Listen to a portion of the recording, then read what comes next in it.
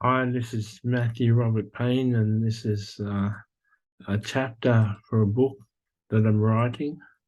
The book is called 71 Helpful Writing Habits You Can Learn from Self-Publishing 91 Books. This is chapter 59, and it's called Put Your Soul into Your Books. I want to start this chapter by sharing what I had on the chapter title document, and that was Put Your Soul into Your Books. Leave a bit of you in there. Uh, Please be aware that as I go through these chapters, I'm not aware of what's going to be covered in the chapters. So, one of the reasons you'll find repetition in this book is because I've covered what a later chapter was going to say earlier on.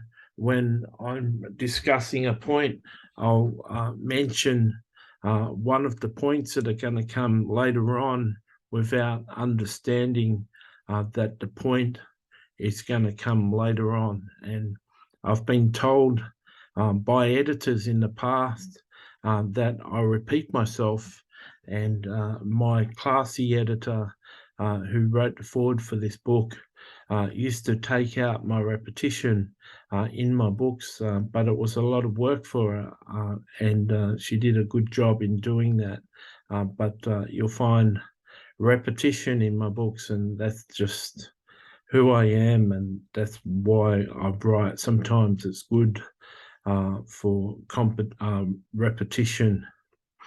I remember when we used to do the read-throughs of my book, she used to say, "You've said that twice now, do you want to leave it?" And often I'd say, "Yeah, leave it." So sometimes repetition can be a very good thing. The Apostle John, who wrote the book of John and the letters of John in the back of the Bible, said in his writings 9 times, if you love Jesus, obey him. And that's essentially the problem with the Christian church, and the problem with Christians is that Jesus had 50 commandments he told Christians to do. And not only are Christians unaware that he had those 50 commands, they don't know what they were. John said, John quoted Jesus 5 times and then wrote 4 times, but he quoted Jesus when Jesus said, "If you love me, obey my commands." And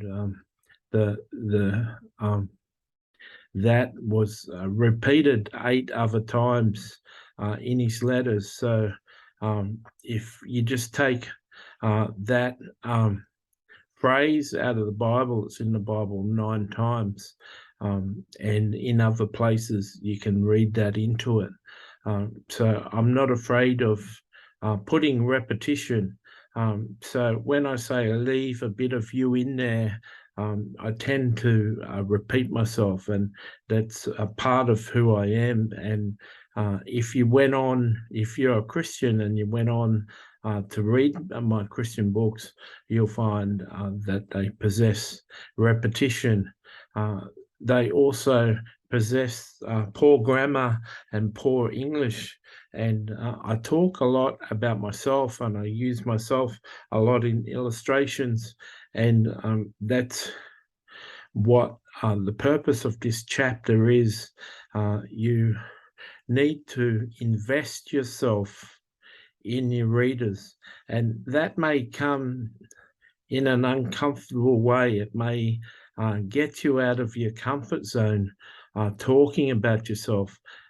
As a nonfiction writer and not someone writing a memoir, you may want to teach some concept or some information in a powerful way.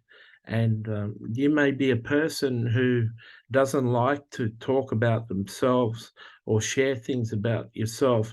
You may be more inclined to quote successful writers or quote other books in your book to back up what you're saying and take the place of illustrations. And I can tell you, if you take that course of action and you don't put a bit of yourself in your books, if you don't pour your soul into your books through illustrating them with stories out of your own life, you're going to make a book that's dry. You're going to have a book that's hard to read, and only the scholars will make the effort to read your books. So make sure I'll try and make sure you're not making a book that's going to be boring. You may get sales, you may have a good title, you may have a good description, you may have positive reviews, but if half of your readers are leaving because they can't enjoy your book, is that really worth it to you? You want to get as many readers to continue reading your book as you can. And one endearing way to do that is put your soul into your book through sharing personal tidbits about your life.